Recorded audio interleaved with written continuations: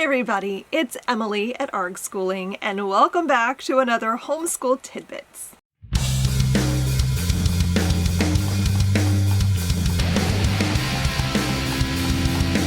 So welcome to Build Your Library's Homeschool Tidbits. This is episode 17, and today I'm talking about why summer is for learning. In this weekly video series, I'll delve briefly into a topic related to homeschooling, and I'll share some of my knowledge with you as a longtime homeschooling mother of 4 children. 3 of them have graduated from homeschooling high school, and now I also have a brand new college graduate. So as the weather has suddenly decided to remind me, summer is just around the corner. And so I've been thinking about the end of our homeschool year and what we're going to be doing over summer. We have always followed a traditional school schedule. So we begin in September and end in mid-June. And while we typically refer to our summer as our vacation from school, that doesn't mean we aren't learning. Granted, summer homeschooling is nowhere near as structured as our September to June routine, and we still have lots of relaxed, lazy summer days, but I do like to take advantage of the summer months to work on skills or get to some fun projects. So why should you homeschool through the summer? Like, if you're new to homeschooling, this might sound like crazy talk to you. But I don't know about you, but I've noticed that when we did take the summers off completely, my kids needed several weeks at the beginning of the new year just to catch up and review on things that we already did. Reviewing, reteaching, and remembering what we learned the previous year is not much fun for any of us, and it feels like a huge waste of time.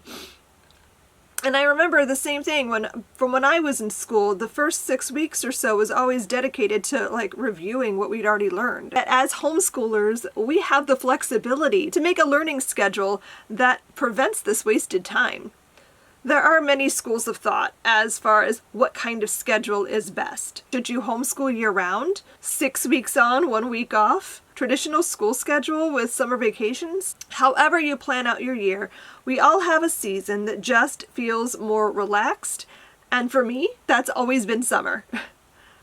The warm days just make me want to drop our routine to go bask in the sunshine.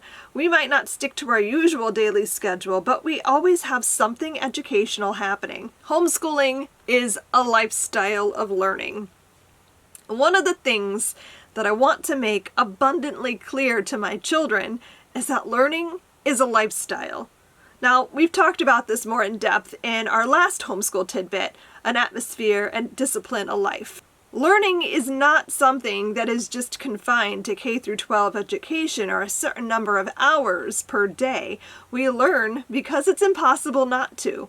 I want to guide my children toward a life of self-education. We don't want to take a vacation from learning so much as just a break from our normal routine. Summer is a great time to dig into a subject that maybe your children are really interested in or excited about, but maybe doesn't fit into your regular routine during the school year. Unit studies are perfect for summer learning because they're short and they offer a fun break from your routine. And during our summers, we have studied things like human anatomy, birds, sharks, gardening and botany, and also fun cultural geography units. Summer offers us another option too. It's a great opportunity to work on skills. You can use these vacation weeks for more than just fun learning. Nothing wrong with that, of course, but maybe you've noticed a skill where your student is lagging behind a bit. Have they gotten stuck in math one too many times?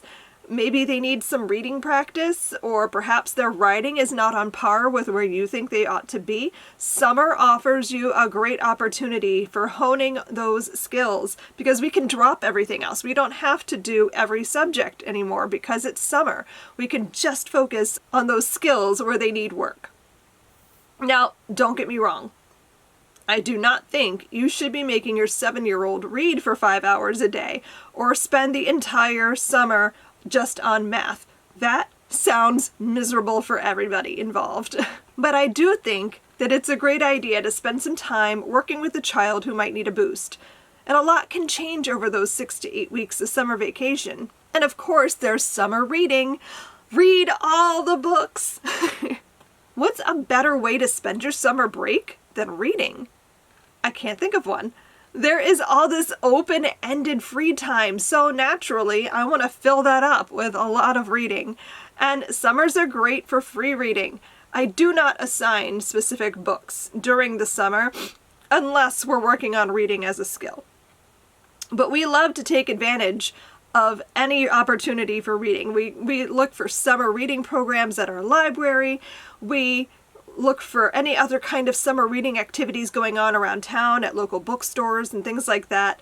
I remember how much I loved getting to check off as many Pizza Hut 10 books for a free personal pan pizza cards that I could squeeze in as a child. I was rolling in that free pizza. Some years I come up with fun challenges.